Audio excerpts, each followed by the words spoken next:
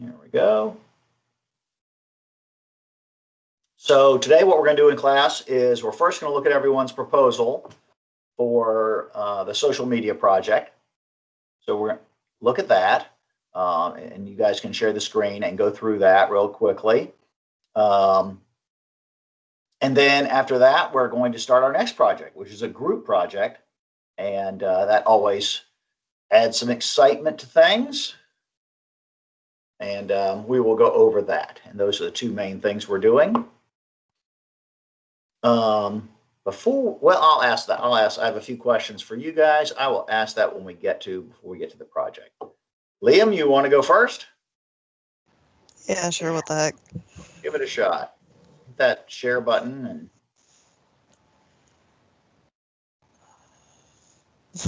It's telling me to go to system preferences. Hold up. It shouldn't do that. If you should be able to just hit the share button and it should pop up. Yeah, it told me Microsoft Teams will not be able to record the contents of your screen until it is quit. You can choose to quit Microsoft Teams now or do it on your own time later. So you probably won't be able to record my thing. So it's saying because I'm recording, it's not going to let you open? Yeah, basically. Weird. All right, well, I just clicked it again, and now it's trying to let me, so I don't know what the hell. Okay. I haven't used Teams on this computer yet, so it's just being weird, I guess. Okay, give it a shot. There we go. Do you see my error right there? Nope, I just see your name. Oh, there we go. I see your document. Right. No error message, just your proposal for TEDx. All right, well, we have the proposal, just saying it's a proposal and all that crap. Right. Cover letter. I just chose to put the dude's name as like John Doe because I didn't know who the heck we were actually dealing with here. So, do you want me to read this or? Not read it, but you can summarize. What is in your cover letter. Basically, I just wanted to introduce myself a little bit and talk about like what I think that I could accomplish with my ideas, and then go into a little bit of what I was planning with the guerrilla marketing as well as like their other social media kind of thing. Okay. So then there's the About Us section. I noticed that they had a lot of stuff with Teams as far as it went for the... I'm sorry, I haven't slept in 3 days, so like my brain isn't all here. But yeah, like it was basically a design team was how it was set up. So I made it as if I had team members. So I put based out of Harrisburg, that I'm the owner of the company, and just basically explained my background and how long I've been doing graphic design related stuff. Talked about my stuff that I've accomplished at Rowan Cabarrus and that kind of thing. And then just threw in like a sample of a logo I did for a friend's podcast. Oh, I was going to ask what that was. When I saw you had put that in there last week even. And so that is a logo you did for an actual podcast? Yeah, my friend, he lives in Canada. He has a podcast, and he was trying to get somebody to do a logo for it. He showed me 2 other ones that people have done, and they were just not really good, if I'm being honest. And then he had me do this one, and he was really happy with it. Is there a color version of this one? I like the black and white one, just wondering. No, I actually decided against making the colored one. Like, I could see what I would want to do with the football, but I couldn't feel how it would go with the microphone or the box or whatever, because it would be just like too many colors. And I don't know, I feel like it's more solidified with just the black. Whereas if I had the microphone and the football 2 different colors, it would just not go as well. Okay, interesting. Okay, good logo there. Go ahead. All right, so meet the team. I don't know why it flipped these images. When it was actually in the thing, they were straight up, like all of them were facing the same direction. But whenever I exported it, it was like, no, let's just flip it. This little template, I have to say, when I exported it, it was a little wonky. Yeah. So Justine, actually, she's a friend of mine, and she's just inspiration, basically. I'll be talking to her about a design I have to do, and I'll be like, what should I do? Like, how do I approach this? And she's like, well, have you tried? And then Matt is basically, he's another friend, and he's really good at I have no idea what you're talking about design-wise. And so I try and explain it to him, and that helps me understand how to explain things to people that aren't in the design world. Okay. It's always good. So then my solution overview, this is basically just me explaining why I feel Twitter and Instagram were the correct choices for this company. And Twitter is basically because when you think of Twitter nowadays, you think of celebrities. Like Donald Trump's constantly just posting crap on there. You have other celebrities interacting with people, so it's wealthy individuals. And TEDx is that they have really expensive tickets, and they basically just like go after the wealthy in their audience. And then Instagram has a lot of images. It's very picture heavy, and I felt like that would work really well with what I had planned. And then it's also full of these like self-help and positivity influencers. And because TEDx is all about like how you can improve your life and things you can do to progress in your career, I figured Instagram was a good match for that because of people trying to better themselves. Okay. Then I went on to do my scavenger hunt idea, which it's going to be posted on both the social media sites that I listed above. And it's basically, we have a speaker that's going to be in one of 4 cities, but it's not going to be announced as to which city the speaker is going to be talking in. And so there's a contest where if you can figure out where it's going to be, then the first 10 people that get there will get in for free. And Okay. so it was set up that as the competition, I guess, goes on, there's more clues that come out. It starts out with like just, hey, this is our speaker, this is what we're doing. And then from there, it goes on to like, which of these 4 cities do you think will be? And as the day approaches, it'll just be like images of graffiti from that area or like a mom and pop shop that only exists there, just to give more hints. Okay. Oh, by the way, I was going to ask, what is that shape? Uh, oh yeah, that was supposed to be like, you know those default images where it's just like a head and the body and all that? Oh, okay. I was Okay. struggling with like the little body thing, and I was just like, you know what, that works enough. Okay. So it's just a placeholder there. Okay. Yeah, I'm trying not to rip off these websites too much. Instagram, I felt kind of guilty because I realized their font is not anything special. Like that was just default on my computer. I have their Instagram font. Okay. So I didn't want to go too far with the copyright infringement, and that's why I shapes instead of actually making theirs. Okay. All right, then this one was my guerrilla marketing plan. This is not supposed to be here whatsoever. I tried removing it in the template. It didn't even show up in the template to remove, and it's just there for whatever reason. Interesting. Okay. Yeah, it was wonky when you exported it. Yeah. So this one, I'm explaining that I would have a speaker come and visit college campuses, and then they would basically just start giving a TED talk in a really populated area, as in like the area outside of the cafeteria at South Campus, perhaps.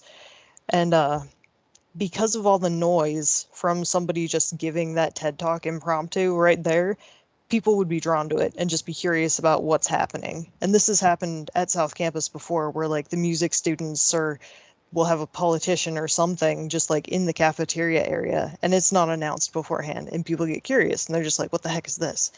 So that was kind of my idea, was to do something that has kind of been done before but not to this level. Okay. So then I included like a cell phone image and what it would look like for a free voucher that would be handed out to students to actually go to a TED Talk. Okay.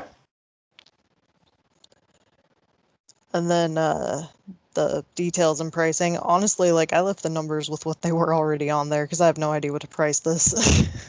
Yeah. Okay. I put it as social media management in 2 months because I figured that would be enough time frame for the whole scavenger hunt thing. And I figure because we're the ones designing it for them, it would make more sense for us to actually do the social media posting than to have Ted do it. Sure. Okay. Then I had on here that we would take photographs, generate social media posts, and reply to the public, because I feel like as the creator of what would be going on in the competition, I would be better able to reply to people than they would about that. Okay. Okay, good. And then there's just the signatures. Interesting. Okay, good. Normally, I mean, I think for this, that's great. I think that we normally sort of discuss more, but I think we might run out of time if we do too much talking. So why don't you unshare your screen, Liam? Too much discussion. Who's ready to go next? Kathy, are you ready?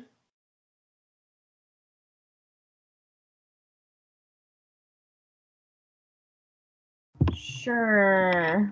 Okay, Kathy? Okay, give me like 2,000 seconds right here.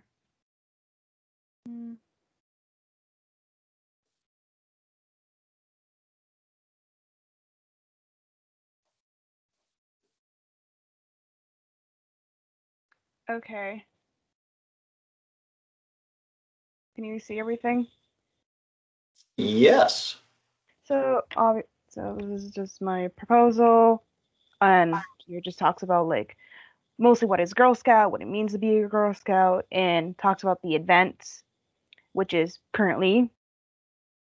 their event to promote their sell their magazine and work candy, whatsoever what they have, and goes into like talk about like social media and how using social media such as like Instagram and how I kind of want to use typographic things to promote information or have just an Instagram post to talk about it. In here I have one of the posts I would have in this one here. I took your advice and just went with the sloths. And Oh, that's a sloth. Okay, I know, great. Okay. yeah, it's kind of hard, but I did it anyways. Um, and then right here it talked about like how I would want to use like statues and stuff to, um,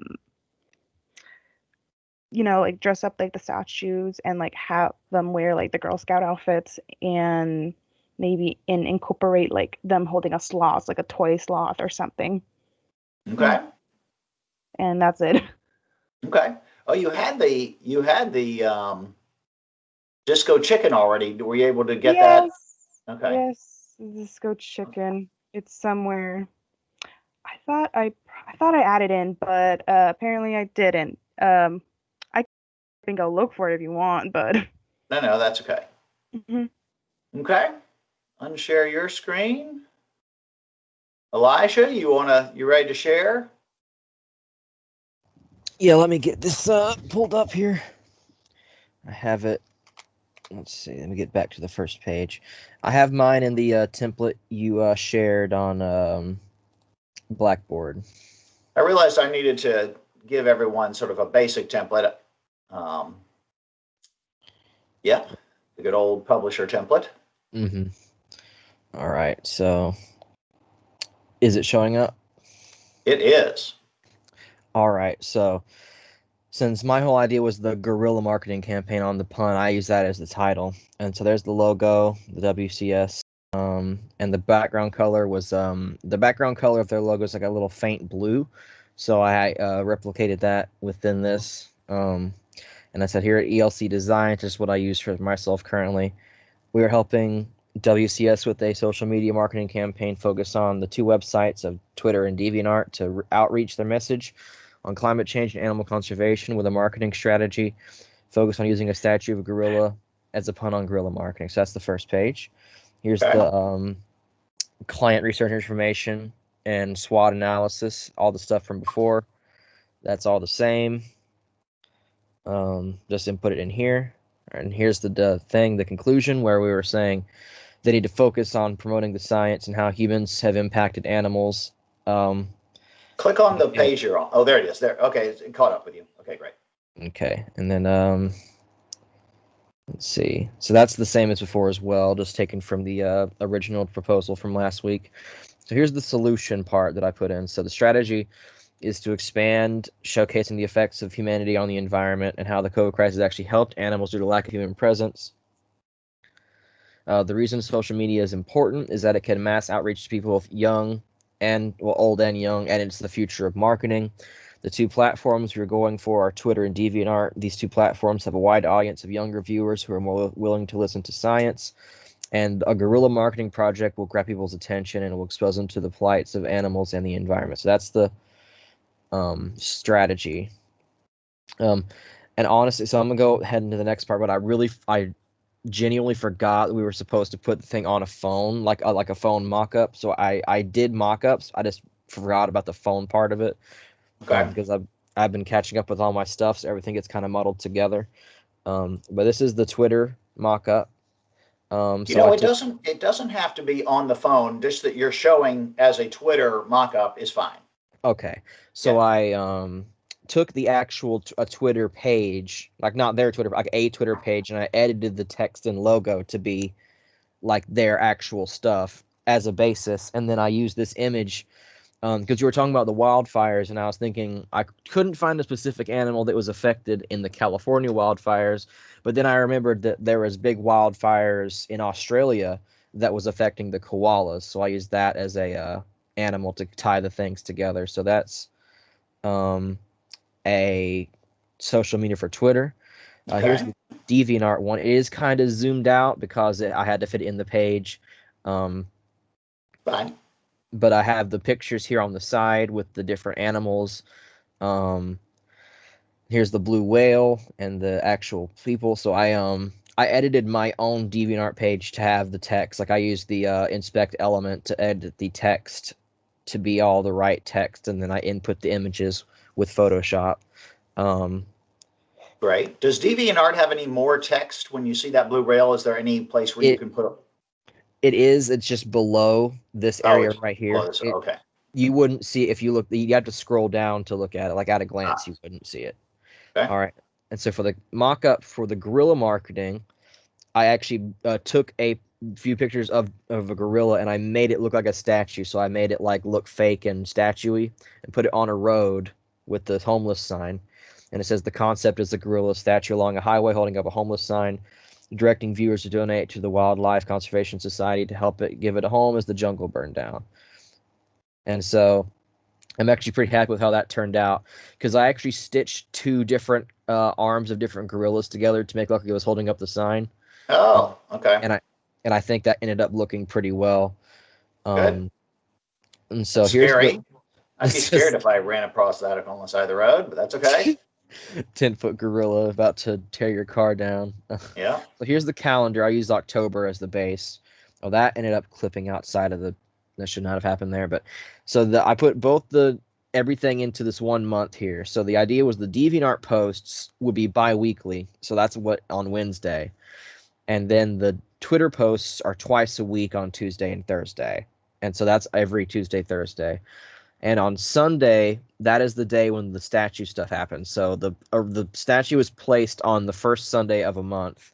And then every Sunday, it will be moved to a different road to affect a new audience until the end of the month, where it will be put away. And then the next month, it will be brought back out again to a different place where it's then cycled around.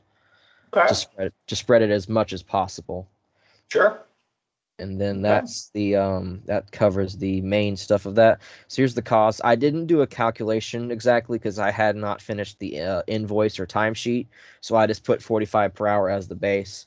And then so the things I put as costs was paying the worker who does the social media posts because they should be compensated for their efforts. So that's 20 per post. They'd be doing that in addition to some other job, I would imagine. The gorilla statue creation would be about $3,000 to make a big statue of a gorilla. I think that's just a reasonable number. Sure. And then moving the statue will require some equipment so like maybe we get like a forklift, rent a forklift for like a day. That'll cost about $100. Then you got to get a permit because I'd imagine to put something that large on like a public space, you might need to get a permit, especially if it's in like a crowded area. You might have to talk to the city and ask, can I put this statue here? So it's about $100 to place the statue, and then paying our firm, that's obviously me, at 45 per work hour. And here on the summary is just going over. So we strongly advise a social media campaign and guerrilla marketing to promote your nonprofit organization. Posts to Twitter will help spread awareness of the issues. Post the DeviantArt can highlight specific animals or events that are important to the organization. So I had that of the blue whale earlier because it's the largest animal in the world and it is endangered because of whaling. And then the guerrilla marketing will catch people's eyes and direct them to social media platforms and the organization. And that is the end of that. Okay. Now, is there a page where you have the prices outlined, or you haven't done that page yet? I do not have the specific. So you just got to do that page. Okay. Yeah. Okay. What would you say was good though? Okay. Great. Let's unshare yours and let's see Sarah. I will try to share it since it didn't work last time. Let's see. Give it a shot. I even put it in a PDF, but it's still not showing. Still not showing? Okay. I can just tell you about it. So give us a quick overview there. Okay, let me go look at it so I can tell you. Okay. So I did water.org, and I kind of started out with explaining like my design business, and I used your template that you put on here. I did the research, which was already been shown in the class. That's just copy and pasted that in there. The SWOT, and then I took the SWOT and made conclusions. And the brand direction, I was just going along the lines that they need to use social media as a good advertising way because it's free pretty much to use. You don't have to make an account and pay for it. And then the guerrilla marketing, I was just explaining how they should use the posters that I designed to like hang them up around sinks and like public places across the US. And then my marketing mock-ups I have here with the Instagram and Facebook. I have like a 2-part post for one of them, and then so I have like 3 posts total for the Instagram, and then I just have 2 posts for Facebook. And then the timeline, it's just posting within the span of like 5 weeks, going through each country for the Facebook post, because we talked about doing like the showing each country that probably needs help. I started out with the one that has like the most need for the water, and then it just goes through the rest of them. So it'll hopefully raise money for like separate places. And then the guerrilla marketing project will last throughout April because that's Water Awareness Month. And then I just have the cost and the summary. Okay. Okay, good. Oh, it's good to use April. If April's a Water Awareness Month. Yeah, it doesn't have to be in October. Okay. Okay, a couple comments. Obviously, I'll write comments on individual, presentations when you guys turn it in. A couple things. So if you, Liam used one of the download templates. I think Liam used Better Proposal, but you can use the template I put on the Blackboard, and I guess Sarah was using that, and Elijah is using that. When you do that, be sure and get your logo for your organization there and change the color. I just put the color in there for green just to have a placeholder. So be sure and do that. And also, I wrote things like headline in there. Obviously, put your headline in there. Take out the word headline and whatever else. You don't have to. You don't have to use any of my wording. I was just using a placeholder to show you there was a text box there. So for the final proposal, you got to pull everything together. And on the mock-ups, definitely have the digital version with how it's going to look on your phone. You can show the phone, or just as Elijah showed, the post. And also, if you look back in our project right before this, on the Dine Out for Kids, you can see that's how I did the mock-ups. I just showed the actual Twitter post. I didn't show it on the phone. Calendar, definitely get a some type of calendar showing either whether it's in April, October, whenever, how you're going to do things, and the cost. And the cost, obviously, you repeat when you turn in the invoice for the last thing in the project. So you guys can, if you haven't turned all those things in, you can catch up on that. Because that is, I always let you resubmit stuff. Usually also, as I grade stuff, I don't know, for this project, for the last one, I always say, oh, you can do this, you can do that. You can always make those changes and turn them back in. So remember, on a proposal, you're generally trying to summarize things. So use bullet points, use tables. You know, it doesn't have to be too wordy in a proposal. Because you're talking usually when you do a proposal. You don't send the proposal by itself. Generally, you're presenting it. Any questions on that project before we move on to the next project? Questions. So turn those in today. I mean, some of you guys have already turned it in. Okay. So the next project is a visual identity project. And the key part to it is that it is, and if you pull down, I'll do in a second, the actual group, the project outline, in the project, you've already been assigned a group. And so we have group A, we have Marcy, Elijah, and Kathy. And then group B, we have Kira, Liam, and Noah Lawson. And then group C, we have Sarah, Ashley, and Noah Barr. And so that is my initial group assignments.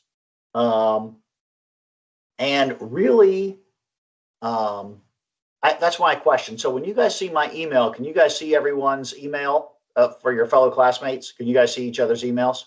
Yes. Okay. So everyone should have everyone's email. I will split that out and I will send an email with everyone's email. And by today, I want you guys to be in contact with each other. An email out to everyone in the class, especially people who are not on this call. And so let's say, for example, Sarah. So 2 people in your group are not on this call. So by the end of today, I want you to send me an email and say that you are, in discussions about how to meet with your group. If you have not gotten any response back, then I want to hear about it by the end of today. And I might change groups, because if someone's not going to respond, especially by tomorrow, but I'd say really today, we need to look at that. And so today is the day I want you guys to reach out by email. And I don't even have y'all's phone numbers. I don't need, would that be helpful if I send you guys phone numbers to text each other? I think that might be good. I'm wondering if there's any policy against doing that. Have you guys ever had numbers for each other before in another class? Phone numbers? No, I haven't. I'm wondering. Is there a policy where I can't send out you guys phone numbers in a group project? Not to the whole class, but like, let's say I could send, we'll keep using Sarah as an example. Sarah, I could send Ashley and Noah phone numbers. I might ask Mr. Perry that. Ask Perry that. I don't see Yeah. that there's anything wrong with that, but just ask Perry. Because I know everyone checks their texts. Not really. Not really? Oh, okay. I have like one charger, and it's for my iPod and my phone, so I just let my phone die. Okay. Well, let's go with email first. So right after this class, when we talk about it, I want you guys to reach out to your groups and set up your team meeting. Obviously, one time to the team meeting, I would really like you guys to have done that by Wednesday.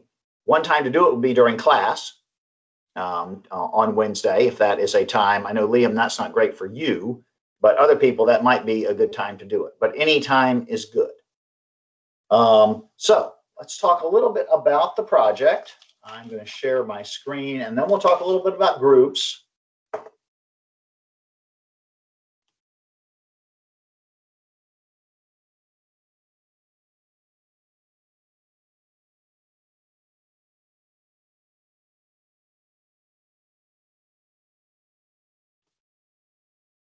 You guys see the project? Yeah. Okay.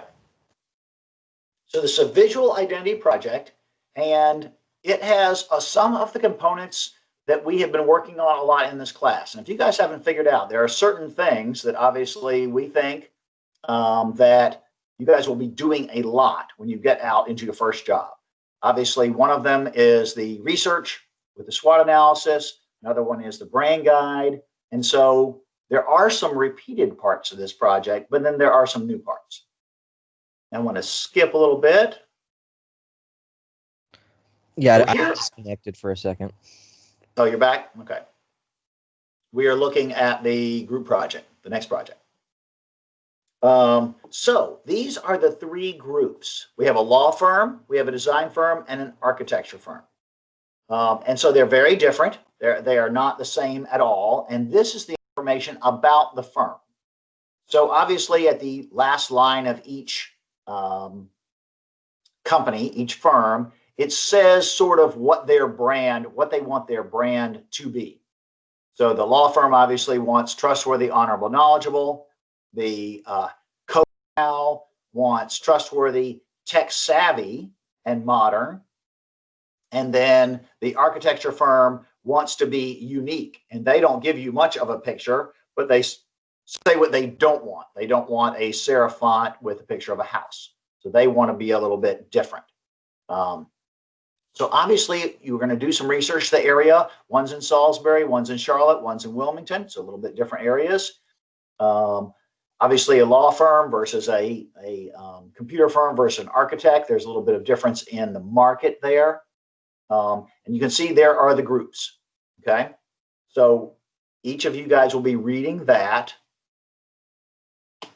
And that is the basis of your client. And they even give you names to go for. So this week is the first part. And so for this, you need to have a group meeting where you talk about who should do what. So of each group, one person in the group, who's going to be the art director, who's going to be the designer, and who's going to be the copywriter. Because obviously there's keys to do for each of those. Now, if you, let's say, decide you're going to be the art director, that doesn't mean you don't do any work. You might do some design work. You might do some copywriting. Then you guys all do something. Like it could be you guys all research, then you put all your research together, combine, cut and paste some things. Although I think that sometimes dividing and conquering, the actual putting it into the proposal, and I did give you guys an InDesign template this time also, that I want you to use as opposed to my publisher template. And then obviously there's some thumbnails. So it could be you guys divide and conquer the thumbnails, that each of you do 25 thumbnails or each of you do 20 thumbnails, whatever. And then you put them all together.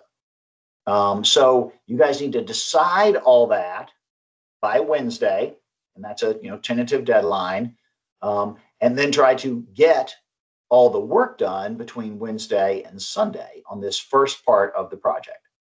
So that's getting everything together, coming up with a proposal of what you think you're going to do. A little bit different from our last proposal, which was the final, and then getting some thumbnails going. Oops, too fast there. Then part two is coming up, getting your logo finalized, doing the brand guide, getting the brand guide finalized. And for the guide, it's a 2-page brand guide.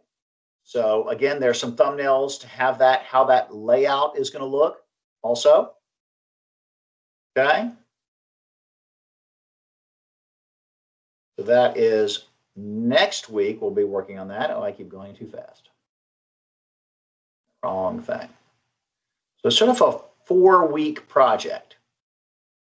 Then obviously we'll be pulling together the brand guide in week 2, and then week 3, we're going to be applying the brand to a variety of things. Business card, envelope, doing a brochure, doing a car wrap. Also put the Photoshop templates up on Blackboard again.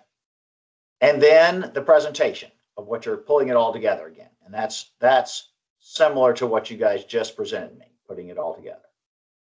And you can see Here's how we're going to turn it in. And then also, you guys will be evaluating each other and your team.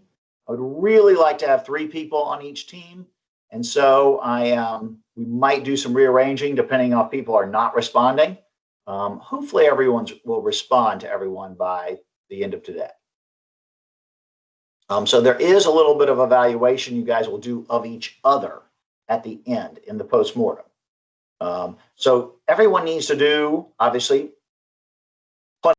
there's plenty of work to do in the project, even though we are assigning the art director position, the designer position, the copywriter position.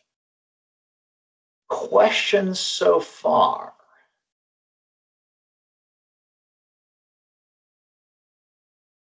I mean, I don't really want to be that guy, but high school left me with trust issues. What do we do if the group doesn't communicate with us or doesn't do work?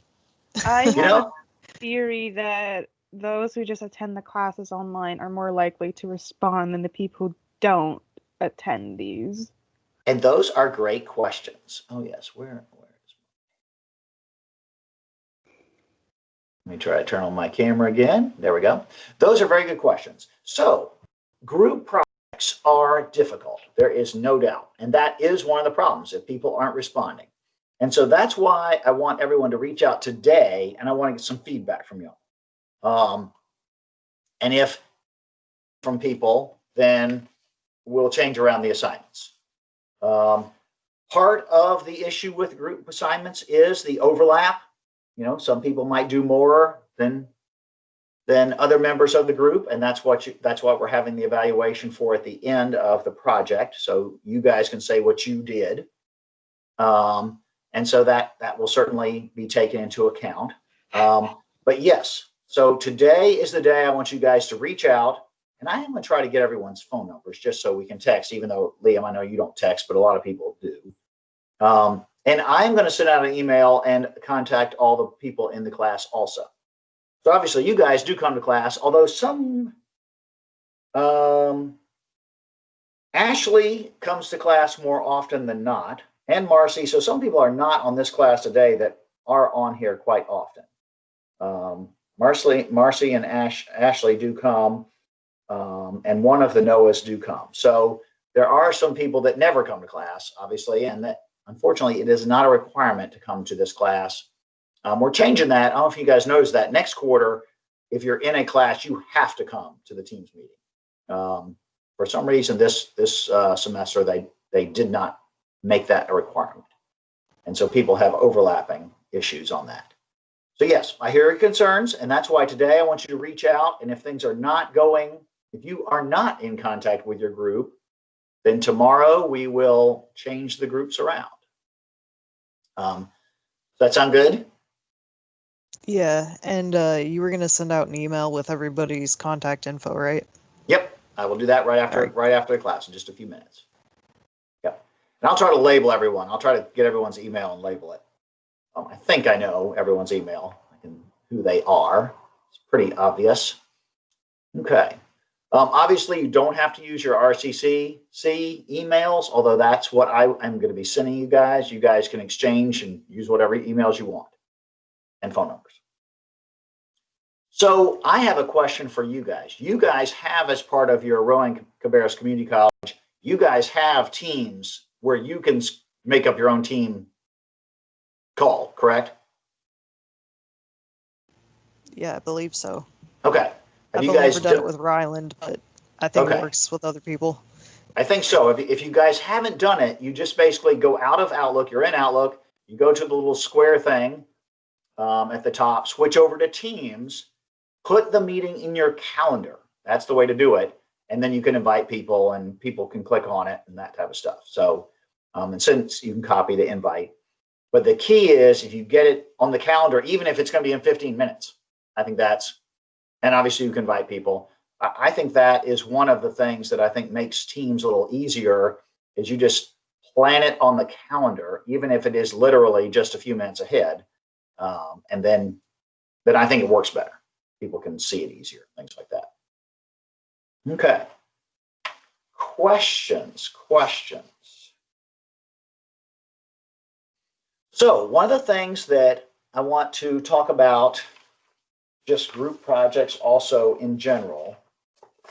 You definitely should take some notes when you meet. Take some notes and assign people. Don't go, oh, I think, I'm just going to use your name, Liam. Let's say Liam, who's on your team? Liam and Kira and Noah. So Liam, you guys are meeting. Assign some notes. Before we meet next time, Noah, you're going to do these two things. Kira, you're going to do these two things. I'm going to do these two things. So agree on what you guys are going to do. And just, you might have to write it in an email. And when you're going to do it by. Because that really does help. That helps in the communication. And if you don't meet your own deadlines, obviously, then you communicate with each other and change things. But we are trying, communication within your team is definitely important.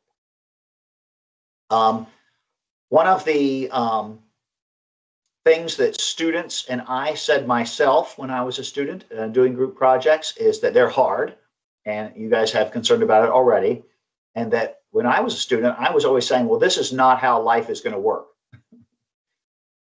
The group project in the classroom is, I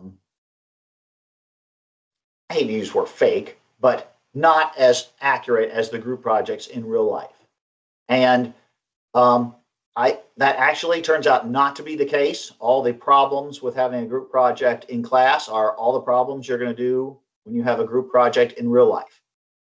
In fact, in some ways, the class is better than the group projects in real life.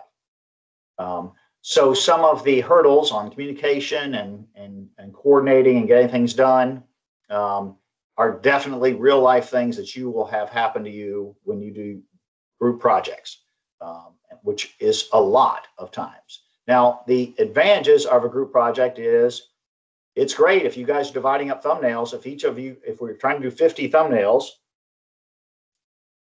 then you can divide that up. And then it's amazing how once you come up with a bunch of different ideas, how sometimes that can be better than when you're just doing it by yourself. Another thing that I think you ought to think about with group projects that is, I think, very helpful is have a group meeting, assign people, we're going to do the next thing, and just say, we're going to do it in the next hour and then meet again, or we're going to do it in 30 minutes and meet again. Have short time periods also. If you're going to do like the research, get together, decide who's going to do the research, divide and conquer, and meet back in 2 hours or something like that. So it's certainly okay to do that. You don't have to wait a whole day to get together and meet. Just a thought, is anyone thinking about using any group coordinating software like Slack when they do this project? Anyone that thought enter their brain? Nope. No. Okay. Does anyone No, use Slack? No, I'm not familiar with those at all. Okay. Anyone use one of those things like Slack or I forget what the other one is. There's quite a few of them now. The group project software. You guys haven't done that? Okay. You don't have to, but you can if you want. It is a pain to learn a new thing. So if you haven't done it before, I wouldn't suggest using it. But there are software groups for coordinating groups that, and if you're familiar with using them, you can. But Teams is also that. A lot of people use that for groups. Okay. Questions. So as soon as we're done with this class, I am going to send out an email to the whole class with everyone's email on it. It'll probably take me a few minutes to get everyone's phone number. So start with email first, and then I will get everyone's phone number and send them out as well. I'm just going to send those to the particular groups, not to the whole class. I don't think I'm going to send to the whole class. Okay, so the goal today is to reach out to your group and set up the time for your meeting and make sure they are in with being a part of your group and being responsive. You can tell them that. You've got to figure that out. Okay, any questions? No. Okay, sorry we didn't get to discuss you guys' social media projects as far as having a critique or anything, but post those up and I will put comments in Blackboard. Okay, so I would suggest I am going to be on here on the studio meeting on Wednesday. Definitely, if you have concerns with the group and things like that, and as we rearrange the groups if we need to, definitely come on to the Teams meeting and talk with me about that on Wednesday. Okay, talk to you all on Wednesday. I think I'll be doing a speech in public speaking that day, so could I contact you at a different time if I have to? That's fine. Yeah. All right, cool. Okay. All right. Okay. I'll see you on Wednesday. See ya.